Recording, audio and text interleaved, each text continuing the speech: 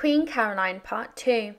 Upon relocating to England and taking on their new roles, Caroline and George made the heart-wrenching decision to leave their 7-year-old son, Prince Frederick, in the care of his uncle in Germany. Upon their relocation to England and their new roles, Caroline and George brought most of their daughters with them, opting to leave their 7-year-old son, Prince Frederick, in the care of his uncle back in Germany. Perhaps this decision appeared reasonable at the time, but it would be a grueling 14 years before they would reunite with him, among other complications. Caroline, however, was not one to dwell in sentimentality. Instead, she quickly became entangled in British intrigue. Caroline's move to England as Princess of Wales ushered in a significant shift in her life. Since there was no Queen Consort, recall that the King of England had his former wife locked away in Germany, Caroline now held the highest ranking position among women in the realm. The newfound power seemed to go to her head. While the royal family is expected to present a unified front to their subjects, harmonising a group of entitled nobles is no straightforward task. Caroline wasted no time in causing a stir within weeks of her arrival. While King George I was staunchly German, Caroline and her husband were determined to Anglicise themselves, rapidly immersing themselves in British politics, culture and social circles. Regrettably, this did not bode well. Their immersion into British culture, seemingly innocent and benevolent, was in fact a calculated move. They appeared significantly more modern and approachable compared to the austere king, and their popularity soared, likely as Caroline had intended all along.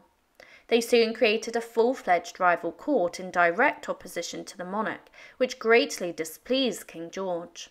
The historical House of Hanover dysfunction reared its head again, and tensions escalated to a breaking point. When that breaking point arrived, it was tragic. Amidst these political manoeuvres, Caroline became pregnant once more, but this time the outcome was far from favourable.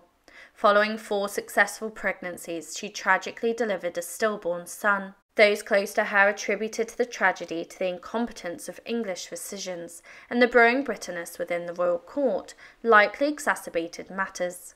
Caroline was undoubtedly devastated, yet little did she know that the situation was about to take a nightmarish turn. In 1717, a year after the stillbirth, Caroline gave birth to a healthy boy, Prince George William. Overjoyed at her successful pregnancy, Caroline eagerly prepared for the boy's baptism. However, here she made a rare miscalculation. She had not considered that the royal court was a tinderbox ready to ignite, and it was about to explode in her face.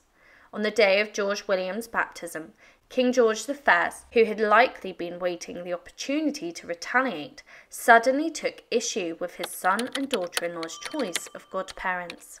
His revenge was merciless.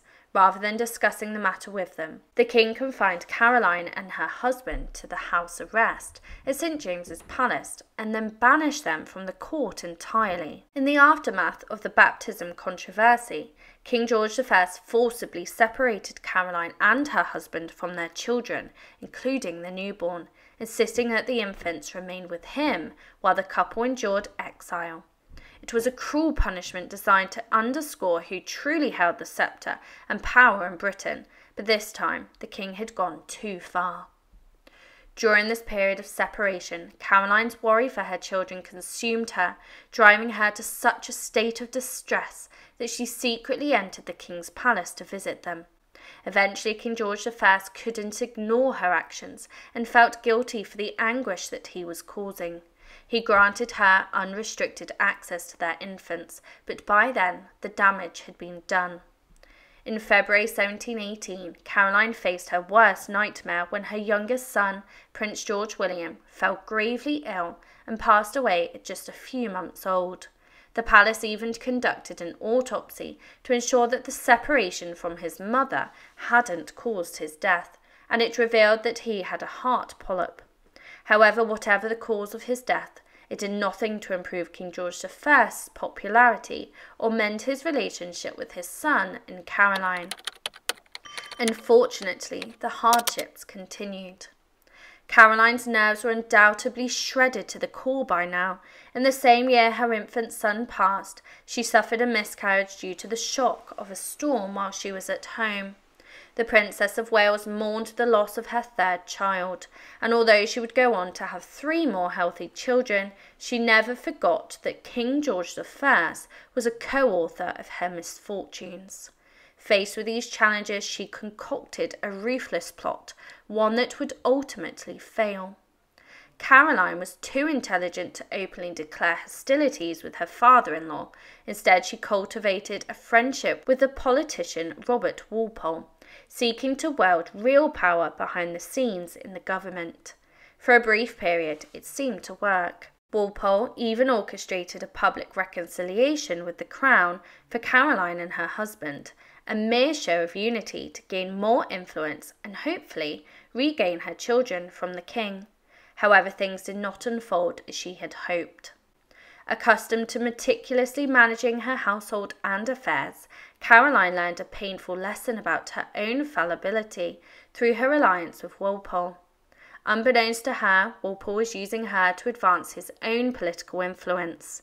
While her efforts to regain custody of her children stalled, Walpole ascended to the de facto Prime Minister of Britain.